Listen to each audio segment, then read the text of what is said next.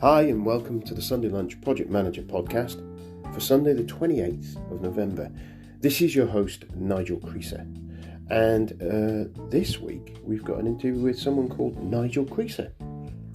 Joel Stone helped me out with the interview.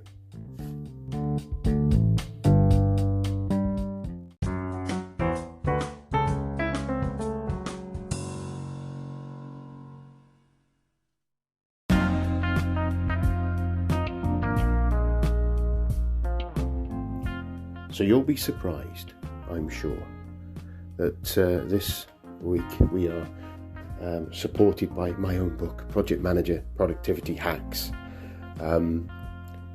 It's out, it's doing okay, not setting the world alight. And as we speak at the moment, I've dropped the price just around Black Friday, so you could grab an absolute bargain if you are on. And the book, what is it about? So basically, what I did was come up with 11 hacks that I've used over the years to try and get out the door a bit quicker, or just have more time to do more stuff at the office, whichever is your preference. It's that sort of scenario where you are thinking, I'd just like to get out and get home a bit early, or finish this off, or get that done a bit quicker. Hopefully I can help you get control of some of your email inbox, unshackle yourself from your phone, speed up producing dreaded post-meeting notes, help you focus more, and make sure you're doing the work you should be doing. So hopefully that whets your appetite. If you've got Kindle Unlimited, you can get it for free. If you haven't got Kindle Unlimited, there's a link on my site where you can grab a trial of Kindle Unlimited for about, I think it's 30 days, it might be 3 months. So you could get it for free and try a load of other books for free as well. What's wrong with that? Or if you're a paper person, I have it available in hardback and paperback. Perfect for scribbling your notes in. And if you wanted to gift it, coming up to Christmas, obviously you've got those Secret Santas. The paperback is under a tenner. So that's a perfect gift. But if all of those, and just on other gifts, thinking about Christmas and stuff, I've got When I Were a Project Manager, again, less than a £5 as a paperback, perfect for those Secret Santa gifts. That's it really. So have a look in the link, or jump onto in the show notes. There'll be a link, or jump onto nigelcreaser.com, get to the shop, or just go straight to Amazon and search for Nigel Creaser books, and I come up pretty much straight away when I look for me anyway. So on with the show.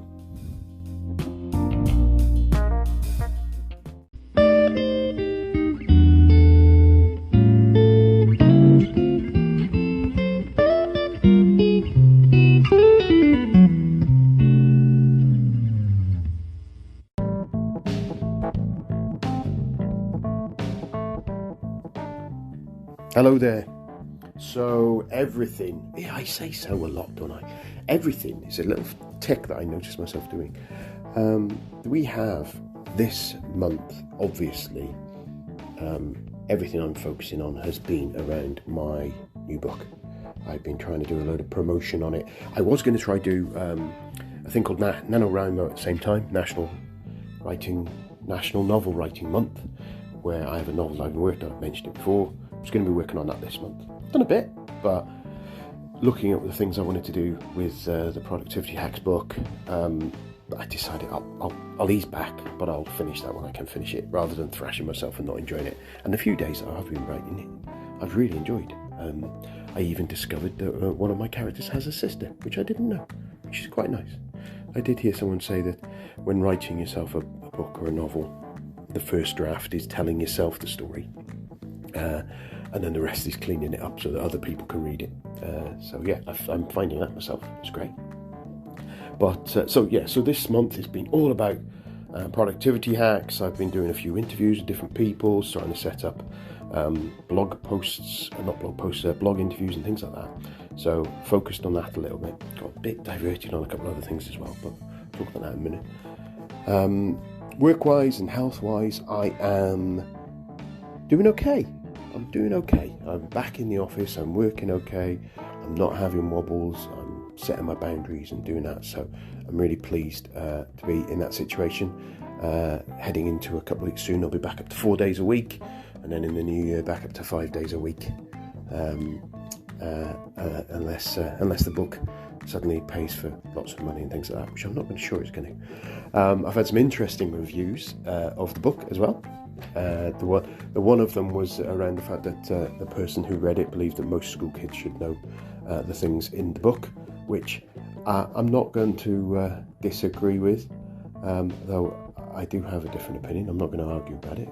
It's their opinion. Maybe, I think it was in Germany, so maybe the German children get taught a few more things about productivity than we do in the UK. Not sure. But he still gave me 2 stars, so that's okay. And I've had a few good five-star reviews and some good ratings. So really pleased with that it's going and shifting out the door.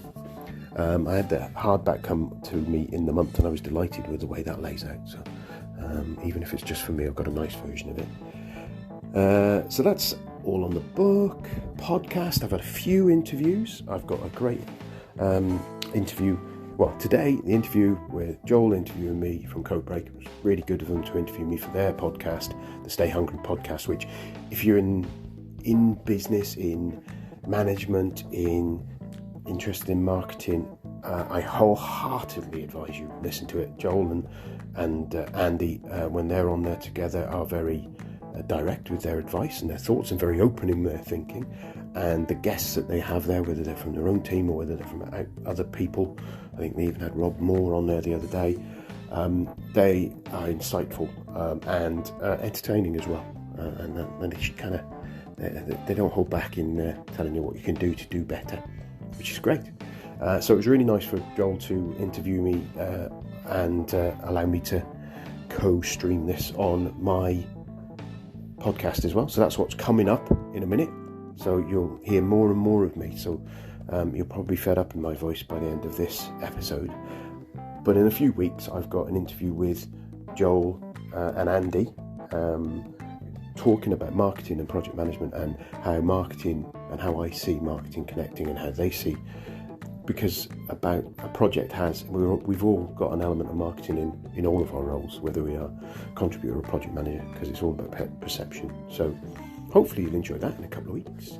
And I've got another interview lined up again to talk about productivity, but slightly different angle, not from my angle. I've got a few, in fact this afternoon, in about an hour, I've got an interview on a internet radio show, and I've got another couple of interviews lined up over the next few months. So we've got pretty much everything lined up for the end of the year. Just looking for next year now for people to be interviewed. So if you know someone, are someone, get in touch and I'll interview you. We'll talk about what we need to. Just ping info or interview or anything you want at nigeldreeser.com. So I think that's all I was going to chat about today. Yeah, I think it is. It is all I'm going to chat about. So, in which case, let's get on to the interview with me chatting some more, and speak after.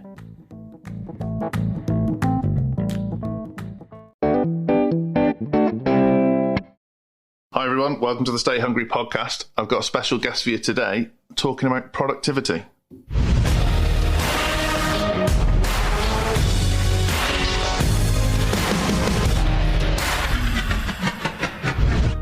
Nigel Creaser, welcome to the Stay Hungry podcast. Thank you. It's good to be back. Yeah, your second time. One of only a few that have been on twice. I'm just annoying and persistent. So for the uninitiated, who are you? So I'm Nigel Creaser. I'm a project manager. And that's my main profession. I do a few other things. I've got my own podcast, the Sunday Lunch Project Manager podcast. It's a mouthful, but they really focused on helping project managers and different angles of project management, and getting behind some of the background of the project managers as well, understanding where they come from and their backstory, because it's all quite interesting how people end up in that career. Yeah. And I write a couple of books on project management that were Mickey takes really of the whole career. And last time I came here, I was on talking about Alexa, which is a bit of a hobby. Yeah. And and I've kind of started scribbling some stuff about productivity in a book. Someone on my podcast, we were talking about productivity, and I remembered I was doing a blog post / book idea from way back. And really, it was just a bunch of ideas that I've used in my career as a project manager, now coming up to 25 years nearly in that industry, and before that I was working as an accountant, and gradually got We've all been there. I used to be an accountant as well. Yeah, So. No, I used to introduce myself as a failed accountant, but I've tried to change my mentality on that, because I didn't do all the exams, but just jumped ship into IT. So that's kind of me. I've delivered projects and programs for a multitude of different companies. Varying sizes from little pieces to multi-million-pound projects. And I've always kind of got a thing where there's never enough time in a day to do everything. Sure. And it's about how to, all these ideas are really ideas to try and help me, or they have helped me get out of the office maybe half an hour earlier, maybe an hour earlier. Home in time for dinner. Yeah. That kind, and that's the kind of thing. And I just talk about that key, because I think having talked to someone about this and it rekindled the idea, a lot of these tips I've shared with colleagues and said, right, here, I'll do that. Or hacks, as I've called them. I had a big discussion with myself whether I was going to go for hacks or tips. Yeah. And so I asked LinkedIn to tell me which to go for. So my LinkedIn followers told me which. We struggle with that because a lot of people use hacks at the moment. Hacks is a bit of a buzzword. Yeah. But tips sounds a bit light. Tips sound like the kind of advice someone gives you when they don't want you to know their secrets. So like where a hack feels a bit more heavyweight. But we're doing something at the moment where every time we talk to people, we want to give them a hack or a tip. And we're struggling to brand what that is. So. Yeah, it's because I think there is I know from a British point of view, it's the hack is a little bit of a negative word, yeah.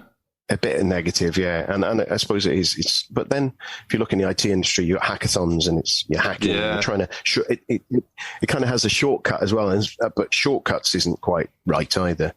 And I think it's I settled with I'll ask LinkedIn other people's opinions and see what that happened, and they liked hacks, so I went with that. Yeah, it's better than. But I've still argued with myself since then as well. It's definitely better than nuggets. So. Yeah, that's not going to work, is it? Yeah. It's, hopefully people will find it useful. As I said, I shared with colleagues, and every time I share with colleagues, it's like, or people who work for me, or even customers before now, and said, right, well, this is what I do. The one that triggers mainly is around using Outlook rules. So using Microsoft Outlook, most people use Outlook one way or another, and there's a capability in it to do automations. So it's simple. It's just automation type stuff. And the one that I did, I can't think how many years ago now, was to shift anything that was copied to me. So the CC carbon copy, for people who don't know what that originally meant, and people who haven't got as grey a hair as me probably don't know that the reason was it was a piece of carbon paper that was stuck in between when it was typed, and then you type at the front and that would duplicate onto however many triplicate copies or whatever, and that would be the one you keep in your file or whatever, or you'd send to someone to copy. And 9 times out of 10, if someone's copied you on an email, they don't need you to action it. It's more than 9 times out of 10. Or if they do need you to action it, they should be asking you to do it. And so I started, and it wasn't my idea, but I got it from somewhere and started doing it and pushing it to a separate folder under my inbox. Yeah. And I just push anybody who copies an email onto me now. I set up an automation. It pushes it into there.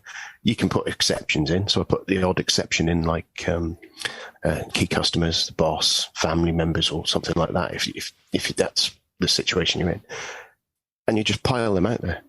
And that's the one I usually have a conversation with most people, because it's evident to other people I'm not reading stuff they're copying me in, or I tell them I'm not going to read it if you copy me. If you want me to read it, send it to me. Yeah. And quite often I do that and then sit with someone, show them how to do it, and then they click the button and joy comes across their faces. 200 emails go out of their inbox and drop into the CC folder, and they go, oh, that's reduced that a lot. That's good. And then it's then getting the discipline, a little bit like what we were talking about earlier, of not looking in that folder. Yeah. Except for, or if you're going to look in that folder, you're only looking it to glance in case you to do a bit of a catch. But so I've added to my automation to mark them all as red as well, because then it stops me from looking. Yeah, and that's something that I haven't done.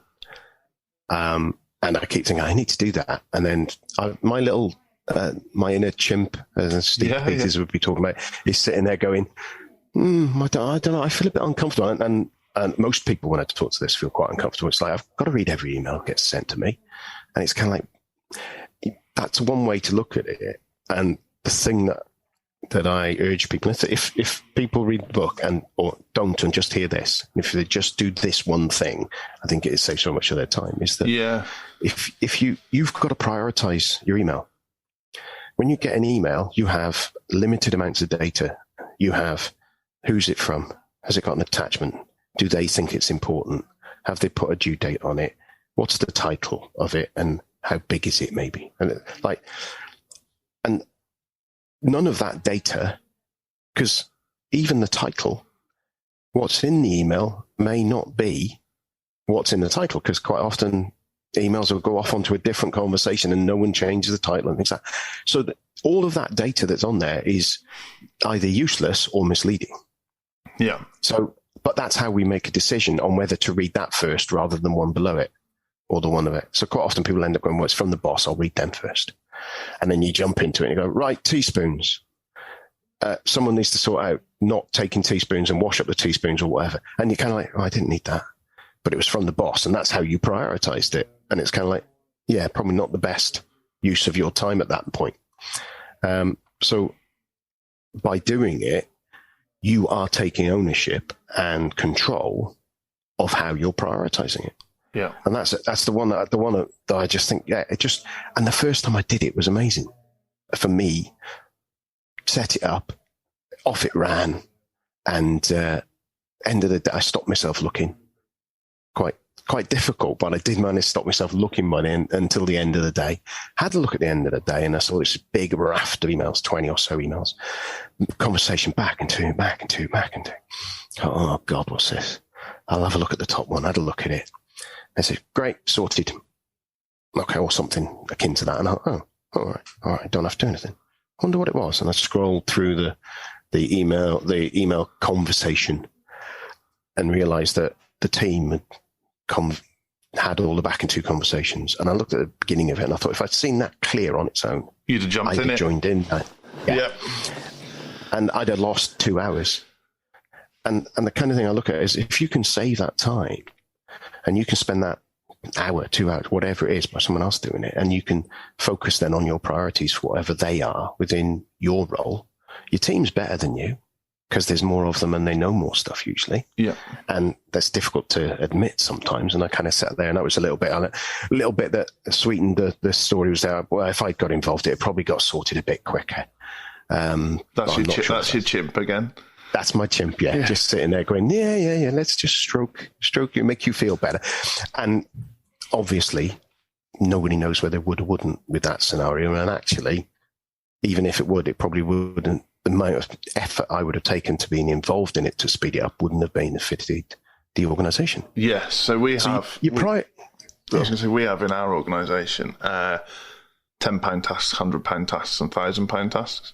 Now, chances are I can do some of the £10 and £100 tasks faster than junior members of staff, because I had to be able to do £1,000 tasks. Yeah. But if I'm doing them, I'm stopping myself from being able to do the big tasks. And so it's like we've taken your idea to the extreme. So if I'm CC'd on an email and I'm the only CC, that goes in one folder. If I'm CC'd on an email and I'm part of multiple recipients, that goes in a different folder, because immediately there's different priorities there. If I'm one of 10, doesn't matter. If I'm one of 2, sometimes that might be a client or something that wants me to be aware of something. And then the other rules I've got on my inbox, anything that says the word invoice, that just goes straight to accounts. There's absolutely no point in that coming to me. And then I've got other rules as well. I think we've started to do automations by client name as well. So they go into different folders, because rightly or wrongly, we've all got projects that take priority over other projects. And well, they will do, because you'll have some of them that are, you're doing a piece of work that's a 6-month piece of work for them. Yeah. When someone else is, you've got some campaign that's launching in the next day. Yeah. And do you know what I mean? And actually those need different priorities, don't they? And you can get and it's, I talk about other ways of doing stuff, and that it goes into that, and you can use, with me, anything that's got expenses in it, anything that's to do with the sort of comms team, anything to do with meeting invites. Meeting invites is a great example, because it's all about timeliness. If another thing I talk about is about scheduling your email and only do email at certain times. If you're trying to get that email done, and then you're looking at other stuff later, so you schedule when you're going to do your expenses claims, say. So when people are sending you expense claims, you've got to review them, approve them, and timesheets and all that stuff. You're on the same system. So you log on, say you've got 10 or 15 people's expenses to come in. You log on to that system, you do their expenses. Because you're on that system already, and you're in the, I remember how this thing works now. They've changed that. And you get into that flow state a little bit, and you go bang, bang, bang, bang, bang, bang, deal with all those expenses. Whereas if you're doing piecemeal, when you see them on the thing, you've got, there's the email. It's his expenses. Click, jump, goes to the machine, logs in, or auto logs in, whatever. Then you go find it, and you're using more time for all of those transactions. And there's so many things when you start looking at what you get in your emails and start really analyzing and going, I need a rule for that. Because once you start with one rule, the CC is the starter for me, because then it gives you some time to get to wheat from the chaff sort of thing. And I think it's then you can start really powering through it and gradually over time improve it. And get rid of them sometimes. Sometimes you just want to get rid of them because they're not actually of any use. But that's one of the, so that was the main thing that I wanted to share. And talking to people, I'll be talking to one person or 2 people about it. And I kind of thought, everyone I've done this with has gone, that's brilliant. Thank you. Or I'll tell so-and-so. And I thought, let's share it. Yeah. And I'm not, I wouldn't mind making the odd quid with everyone if I can get one out there. But it's more about kind of, let's help people be more efficient and be better at it, but I'm not completely altruistic. I'll admit that. Yeah, a little bit of cash would be fine. Yeah, it'd be nice. Pay for something.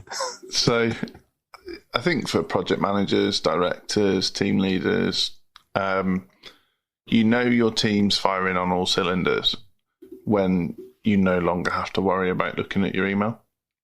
I think that's a real key thing. So putting these rules in place isn't so much you saying, I'm too important to read that, or I don't need to be involved in this anymore. It's a trust exercise as well. It's about, I've assembled this team, and if they can't handle this, then the issue is in the training of the team, not in my inbox. Yeah, absolutely. And you need, and part of our job is to coach people. So I think that your £10, £100 and £1,000, £10,000, hundreds of £1,000 ideas, that concept of it is kind of one of the things where you start thinking about. I heard it on a podcast called Manager Tools, which not to stop people listening to mine or your podcast. It's a fantastic podcast. They do 2. One's called Manager, one's called Career Tools, and it's all about. They're just completely geek out on management, even to the point of one of their episodes is about talking to someone who has bad body odor. Okay. And they think about the job of a manager to the level of everything. I need to listen to that. We genuinely have that problem in our business. They don't work for us anymore, so it's an easy one to talk about on the podcast, but difficult to manage.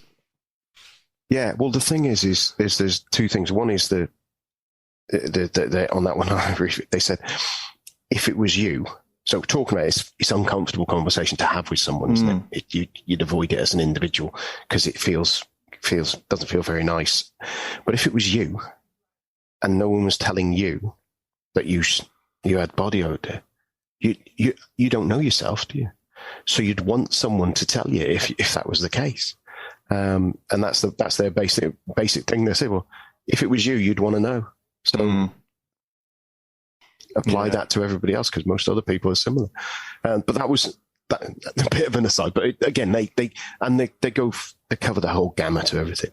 And then the bit that I thought that I picked up on was the fact that they said, as a manager, our job is to look after the money of an organization. And part of task allocation, part of what you're doing is to make sure that the person who can do the job to an appropriate level is cheapest is the wrong word, but the most, the lowest grade person that could do it effectively, then you should get them to do it because your organization's money, you're meant to maximize the use of it. And if you're there and you're influencing £200,000 of cost every month, and you can make a 10% saving by sitting there and doing strategy and doing something like that, rather than, as you say, you sit there doing a spreadsheet that someone in the team could do who hasn't learned how to do it and maybe they're not as whizzy with Excel and can't make it quite as pretty as you can do. I'm talking to myself here. It's my thing of if I get a chance to do an Excel spreadsheet, I kind of go, oh yeah, I quite like that. It's easy for me to get lost. But actually, most of the time I should be saying, one of the team, can you do that? And then I can do what I've got to do. And it's about being effective. And that's part of our job. And even more than that, it's about being effective with our time, not just, it's easy to manage other people, but it's about your own time as well. Yeah. So that every penny that you're getting paid by your organization, you've kind of got to go, right, how should I spend this time that the organization's bought from me? Yeah. Not just, oh, I'll do this because it's easier for me to do. Because it's that leverage thing, isn't it? If you can spend, if it takes you 2 hours to do and you can give it to someone else and it takes you 15 minutes or half an hour to coach them how to do it and then correct them when they come back to you, and they take 2 days to do it. But as long as it meets the timescales and the quality you need in those 2 days, it doesn't matter that it took longer. If it works out that you can spend those 2 hours pitching to a new customer, solving a major problem somewhere else. And that's where you've got to do it. And I know, like, you, as a business owner, you have a different mindset to that as well, because it is, you're the only one who can prioritize that. But sometimes you can get lost in it, can't you? And again, listening to your podcast, so I'm going to throw back at you talking about, not just because you don't like it, washing cars and mowing the lawns, things like that, or whatever, about you pay people to do those things because your time you can spend doing other things. Yeah. And it's the value proposition, the value exchange. So, I mean, if you haven't listened to that episode, Andy talks about washing his car and I talk about the house cleaner. That's it. I can go home. I can make sure I finish work at 5 so I can get home and make sure the house is tidy before my wife gets home. I could do that. Or is it better to spend an extra hour at work where potentially I generate £2,000 for the business and pay someone £15 to spruce up the house? Yeah. That's not to say, I really struggle with this point because I've got a chip on my shoulder from being from a working class background. So I'm like, I know what you mean. My chimp is hammering me for this attitude. But I'm doing a disservice to not just my business, but to my wife, to my household, to my family, if I choose to go the other route. The sort of the other way of looking at it is if you really like doing something and it's really good for helping you decompress after a day at work, or really good at helping you be more present, then it has way more value. And so then the decision is different. So like I like washing my car. So the value exchange is much higher then. If washing my car makes me feel calm and makes me a better husband, that's time well spent. Yeah. So, yeah. That was kind of the crux of that episode. So what would be kind of someone maybe new to project management, new to leadership?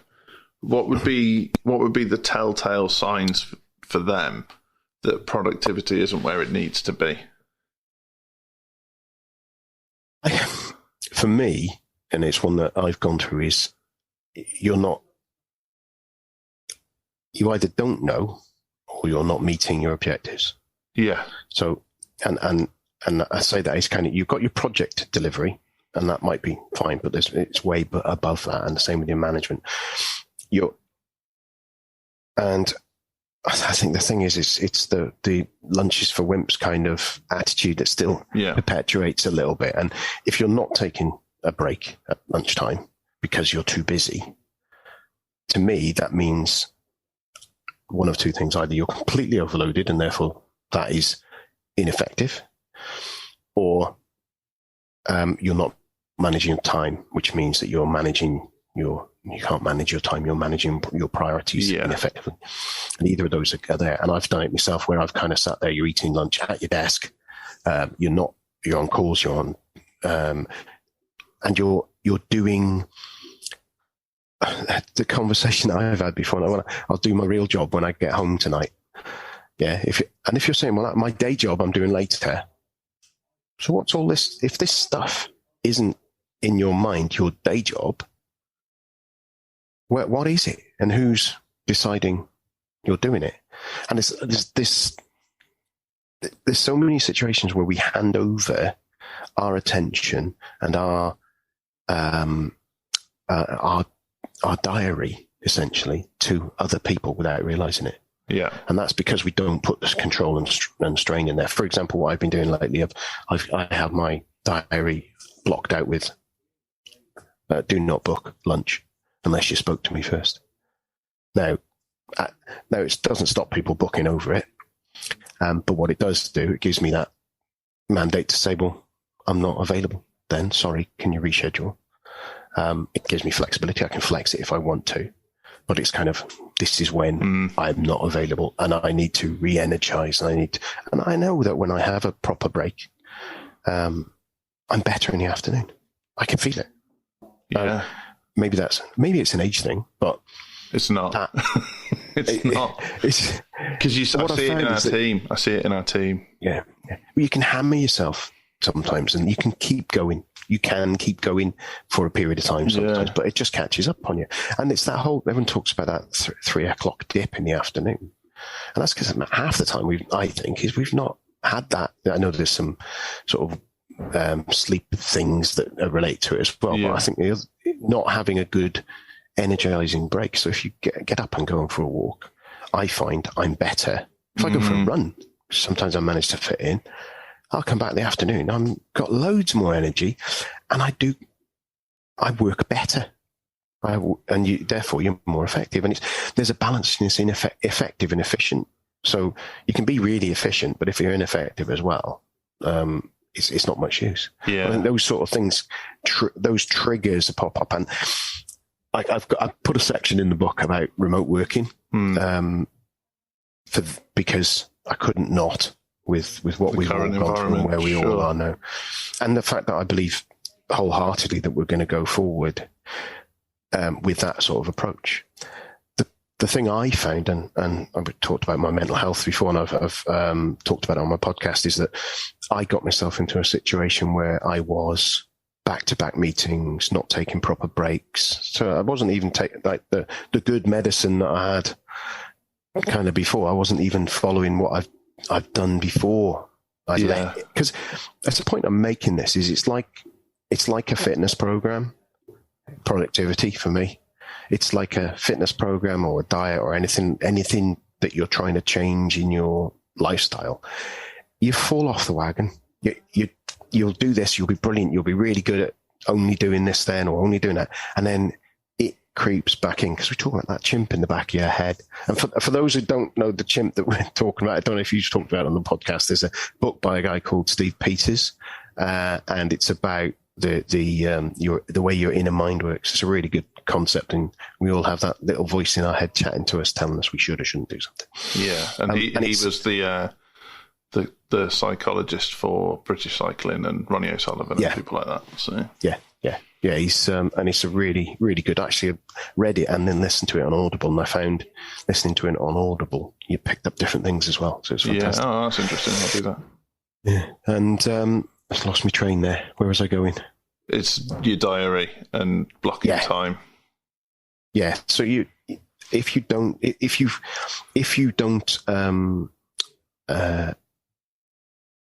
you don't manage to keep these different disciplines going, like I didn't do with my diary, well, you start again. You don't beat yourself up about it. It's kind of you just got to start again with it. And so I'd let myself go, and now I'm being much more disciplined. But I found that my days, remote working, my days were getting longer. Even though I wasn't commuting, the fact that I was skipping, it was easier to just pop out of the office or not pop out of the office. And Jodie would pop in and say, do you want a drink? And it's like, yeah, all right. And I wouldn't move from this chair. And I'd get a coffee and, do you want to something? And then I might pop out, have some lunch, and then on to another call. And I just found myself constantly in the same position, in the same room, quite often with the headset on. And that just gradually, at start off it was okay, but gradually my energy levels over time just diminished because I wasn't getting that break. Or wasn't just that movement, and I found it really difficult. And so there's some stuff I put in there about that as well. Yeah. So this is a good way to sort of wrap up the podcast. A bit of debate at the end. So I think remote working's inevitable. Yes. I wholeheartedly disagree with it, and I've upset people on LinkedIn with that opinion. But I don't think work is purely about doing your job, and I worry that remote working funnels people into that mindset that it's all I exist for is to do the tasks for my employee until the bell rings at 5 o'clock type thing. Yeah. And I'm proud that Codebreak is somewhere where people can come and they're surrounded by like-minded people. They can share ideas. They can go for lunch together. They can go for a walk. Yeah. Yada, yada, yada. What do you think we do as a society for mental health, for productivity, for sociology, when inevitably 50% of the population is going to be remote working? I think the way I talk about it and the way I think about it is, and it was early on when we were talking about with my organisation about what would we do when everything was back to normal, in quotes, the new normal or whatever. And my view was that we have a policy where you dress for your day. So if you're meeting clients, you're maybe a bit tidier in your normal day, whatever's going on in your day, you dress. And I think it's about being where you need to be to do your job. Now, a point I bring out in there is face-to-face is critical, but it isn't essential all the time. I think it is something but we need to, I think we've got to think differently about those face-to-face times. And one of the things I'm saying is that you go into the office, you don't go into the office and sit on email. You don't go into the office and sit on conference calls. You don't go into the office and not talk to any of the people you're working with. You go in there to do collaborative work. You go in there to do relationship building. You go in there to the things that work really well there. Now, I believe you can do anything remotely. I think you can do it if you're face to face. It's there's you can build stronger bonds and you can be more effective for some things. But I've been used to managing remote teams. I've got, for example, even the last project I was on, I had one person on the South Coast, two people on the South Coast, different parts of it. One person out in the East Coast, Birmingham, Liverpool, And do you know what I mean? That was my team. Yeah. In my situation, it was always going to be a remote team. Now, they may have teams that they were working on locally, and it would be different. And I think it does depend on, I think I can see where you're coming from. I think it does depend on industry as well, on what you're doing. Because there's no point driving in to an office if you are going to sit there and not engage with other people, or you sit on a team that aren't part of your team because it's hot desking. Because I used to do that when I used to be a consultant, and I'd go into the one office that I was assigned to, and there'd be no one there who was doing anything I was involved with, and you just kind of occasionally chat to some people.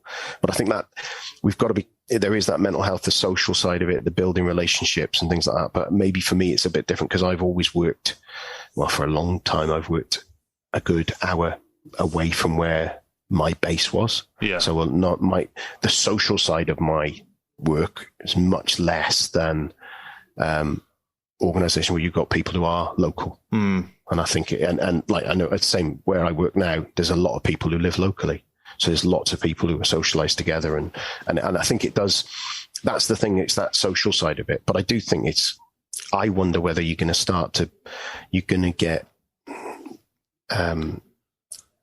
the big city scenario is going to start to maybe that it's going to take a long time, and I know that commercially organizations still want that to happen, but you wonder whether the smaller towns like Shrewsbury, like Oswestry, whether those co-working hubs start popping up that are going to be viable and secure, and you can't that. I think that is something we do need, because for me, if what I'm doing is suitable at the time, I'll go into Oswestry and sit in a coffee shop up at the top. They've got Wi-Fi, they've got USB and plugs, and I'll just sit there and work.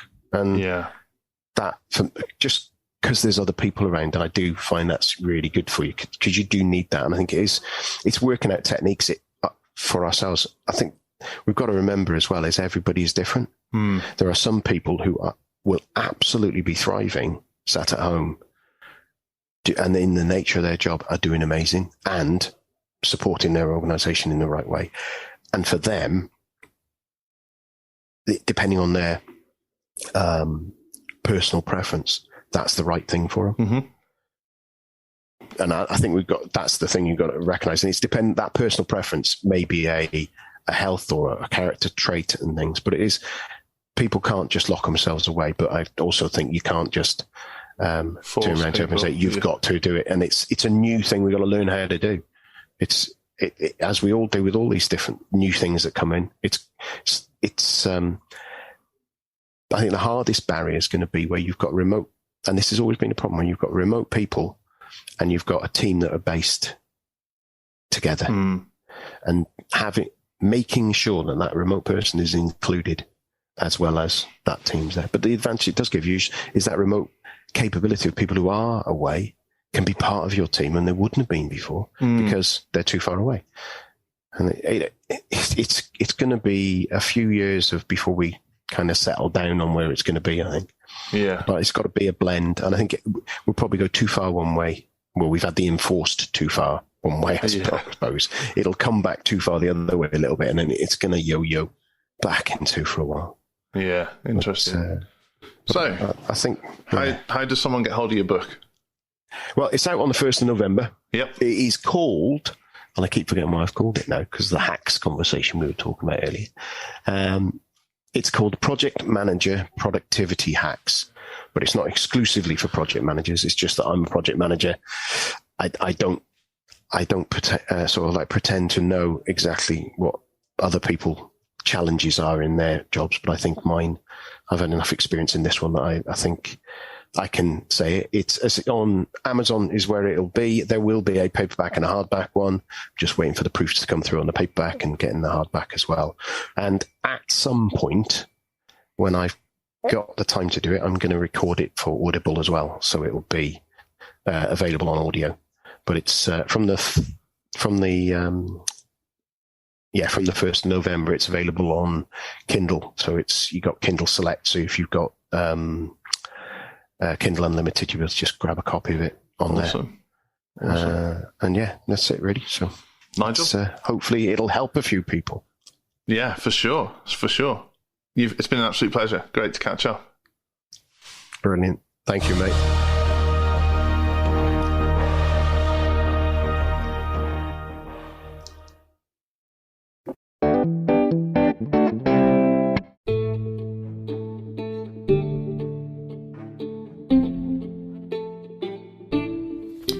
Well, I hope you enjoyed and aren't too fed up on my voice. I've got to say, I listened to it myself and I thought, I kind of sound like I know what I'm on about there, which I was quite surprised at. I thought I might be a bit embarrassed by it. But yeah, thanks to Joel for interviewing me on the Stay Hungry podcast. It was a great experience and a great supporters of mine. If you want to find out stuff about marketing, with business management, anything to do with running your own business, entrepreneurialism, jump on that podcast. It's a Stay Hungry podcast. You find it all over the place. The stuff that Joel and Andy have on there, the interviews are great. The information from them themselves and their team is brilliant. Really useful, really actionable advice. So I wholeheartedly endorse their podcast. In fact, they had Rob Moore on there the other day. So jump on there. So again, thank you to Joel for interviewing me and allowing me to be on his show and co-stream it and stuff. That's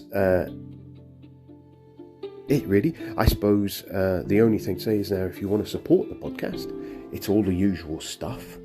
Jump onto nigelcreasy.com and jump in the shop. You can find all of the different books that all of my guests have put out, and obviously mine at the top. Can't see why. If you buy it through there, it takes you to the Amazon. I get a bit of a kickback, as well as a little bit of the margin off the book itself. And on there will be, I haven't got it on there at the moment, the Stay Hungry podcast. So Stay Hungry podcast, we have Stay Hungry, How to Create Marketing That Sells Even in the New Economy, a book by Joel Stone and Andy Rao, which they got bestseller status at one point on Amazon. So good, grab it, get hold of it. Other ways you can support: give us a review. You review the podcast or review any of my books. I'd be delighted. It helps others decide whether they want to buy it, but also the more review, the more engagement in there, the more visibility it comes up on the old sort of search optimization stuff. And I think that's a key one for me there, really. Grab a copy of the books, as I said. If you want to just buy me a coffee, jump on to patreon.com/SundayLunchPM. You can throw me a few quid for a cup of coffee if you wanted to do it that way. I think that's almost it. The final thing that you could do is, if you have a Christmas party going on, you guys, I have probably told you that I did record the 12 Days of Project with the Sunday Lunch Project Ensemble, basically my two girls and me, for a bit of a laugh, a bit of a giggle. You could jump onto any of the music streaming services, and it's on there available. And if you've got one of them, you can play it. Just ask for the Sunday Lunch Project Ensemble or the 12 Days of Project, and I'll pop a little sample at the end of this podcast. And that's it, really. I'll let you get on and have fun for the rest of your day, and look after yourselves. Cheers now. Well, it's goodbye from me, Nigel Creasy, and it's goodbye from him, the Sunday Lunch PM. Goodbye. On the 5th day of the project, my sponsor gave to me 4 calling clients, 3 full sprints, 2 backlog items, and a fictional benefits case. On the 6th day of the project, my sponsor gave to me 6 scopes of creeping, 4 calling clients, 3 full sprints, 2 backlog items, and a fictional benefits case.